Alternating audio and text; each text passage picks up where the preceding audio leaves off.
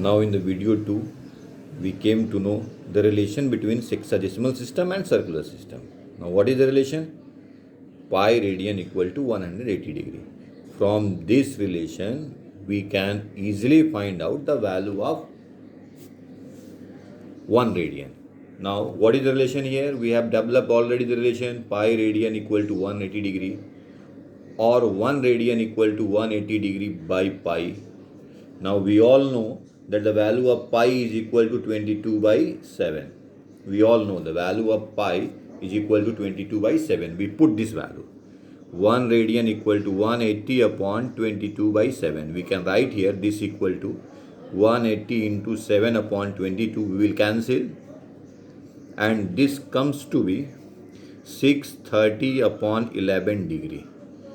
If we will elaborate this one, if we will simplify this one, this is equal to 57 whole 3 upon 11 degree.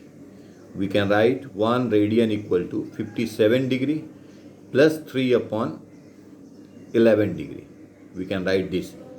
1 radian equal to 57 degree plus 3 by 11 into 60 minute. 1 radian equal to 57 degree plus 180 by 11 minute and 1 radian. Why here we can put 1 degree equal to 60 minute. We put the relation this one degree equal to 60 minute. 1 radian equal to 57 degree plus we will break this and this comes to be 16 minute and plus 4 by 11 minute. We further write 1 degree equal to 57 degree plus 16 minute plus 240 by 11 second. Why? Because 1 minute equal to 60 seconds. We can put this 1 minute equal to 60 seconds. Now 1 radian equal to 57 degree plus 16 minute and this comes out to be 22 second approx. This is the value approx. 1 radian equal to 57 degrees, 16 minute, 22 second. In this way, we can calculate the value of 1 radian. We can easily find out the value of 1 radian. In the Madhyamik examination, there may be a question, calculate the value of 1 radian. So from this relation, from the previous relation, pi radian equal to 180 degree, we can calculate like this. Now we will define what is the meaning of 1 radian. What is the definition of 1 radian? Let us suppose a circle. The radius of the circle be r. Let us suppose a circle whose radius is r. Here, the radius equal to r unit. We can write, let us suppose the radius is r unit.